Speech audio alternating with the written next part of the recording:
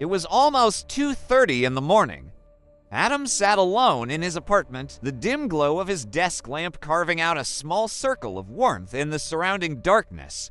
Rain pattered softly against the window pane, a gentle, rhythmic sound that usually calmed his nerves during late-night study sessions. He had his earphones in, a soft lo-fi track playing, helping him focus on the dense textbook in front of him. The world outside his small bubble of light and sound had faded away. But then, without warning, the music stopped. The right earphone went completely silent. He pulled it out, inspecting the smooth white plastic as if it could tell him what was wrong. He tapped it a few times, a familiar ritual for anyone who's ever had a piece of tech suddenly give up on them. Nothing. He sighed, annoyed, and was about to put it back in when he heard it. Faint, but unmistakable, coming from the left earphone still nestled in his ear. A slow, steady breathing. It was deep, rhythmic, and it definitely wasn't his own. His heart skipped a beat. The sound was so intimate, so close, it felt like someone was standing right beside him, breathing directly into his ear. He froze, his own breath catching in his throat. The rain outside seemed to amplify the sudden, unnerving silence in his apartment. He strained his ears, listening. Was it just the track? A weird sample he'd never noticed before. He pulled out his phone, the screen lighting up his face. The music app was still open. The track paused. He cautiously put the left earphone back in. Silence. Just the faint, fuzzy hiss of an open connection. He took a deep breath, trying to rationalize it away. Static. Interference. It had to be. He hit play again, but the soft, familiar melody didn't return. Instead, a voice whispered, smooth and chillingly close. "Autumn, don't turn the song off." Ice flooded his veins. His name. Someone had whispered his name. It wasn't a recording. It sounded live, present, as if spoken just for him. He ripped the earphones out of his ears and threw them onto the desk as if they were burning hot. His heart hammered against his ribs. "Who's there?" He called out, his voice trembling, swallowed by the quiet of the room. The only reply was the persistent drumming of the rain. He scanned the apartment, his eyes darting into every shadow, every dark corner. Nothing. He was completely alone. He must be overtired, his mind playing tricks on him. It was the only logical explanation. He looked back at his phone, intending to shut it down completely, when the screen lit up on its own. The music track started playing again, but what came out of the phone's speakers made his blood run cold. It wasn't music. It was his own voice, tinny and laced with fear, echoing back at him.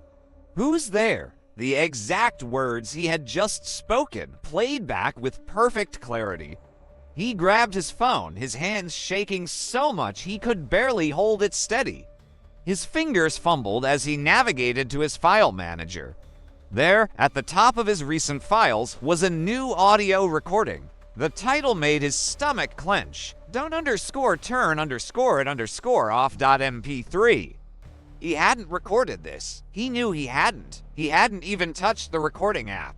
Against his better judgment, a morbid curiosity he couldn't fight compelled him to press play. The recording started. First, the soft sound of his textbook pages turning. Then, the faint creak of his desk chair as he shifted his weight. Every small sound from the last few minutes was there, and then, a trembling breath, his own. He could hear the panic in it. The recording was a perfect, terrifying audio diary of the last few moments of his life. And then the whisper returned, clearer and more malicious than before, coming directly from his phone's speakers. "I'm right behind you, Adam." A primal wave of terror washed over him. He whipped his head around, his eyes wide, expecting to see something, looming over him.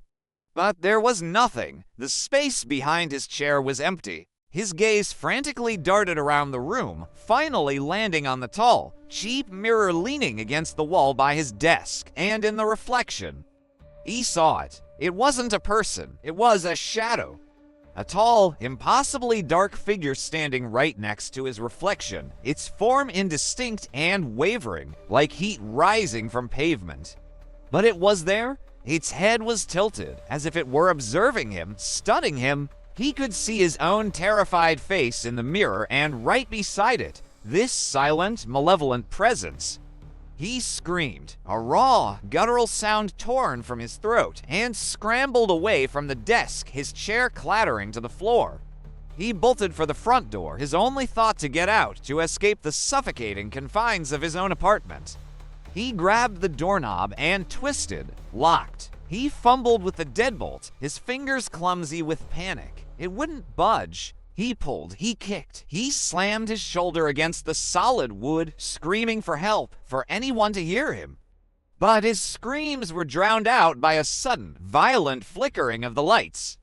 The room plunged into darkness, then burst back into strobing, disorienting light. The bulbs hummed and buzzed, threatening to explode. Then the voice came again. But this time, it wasn't from the earphones or the phone. This time, it was inside his head, a clear, calm whisper that echoed in the hollows of his skull. "I'm not in the earphones, Adam. I'm in you." The realization hit him like a physical blow. He collapsed to the floor, clutching his head, trying to block out the voice that was now a part of him. He squeezed his eyes shut, but he could feel it, a crawling, squirming presence inside his mind. A faint scratching sound started, seeming to come from deep within his ear canals. It was a dry, insect-like sound, followed by a soft, triumphant laughter that wasn't his own. On the floor nearby, his phone screen lit up one last time. A notification appeared, recording new file. The title, blinking in the chaotic, flickering light, was Final_Whisper. MP3. 2 days passed, the rain had stopped, and the morning sun streamed into the silent apartment. Responding to a call from a concerned neighbor who hadn't seen Adam in days, two police officers let themselves in. The scene was still, almost peaceful, a stark contrast to the evidence of a violent struggle.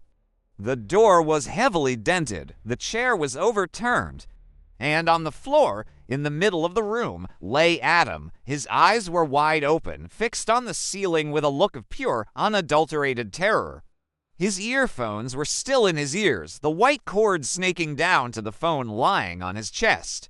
One of the officers, a veteran with tired eyes, knelt beside the body. "Poor kid," he muttered, shaking his head.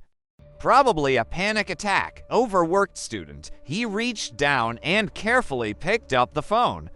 The screen was still on, displaying an audio file paused mid-playback. He sighed, and out of a habit he couldn't explain, he pulled one of the earphones from Adam's ear and placed it into his own.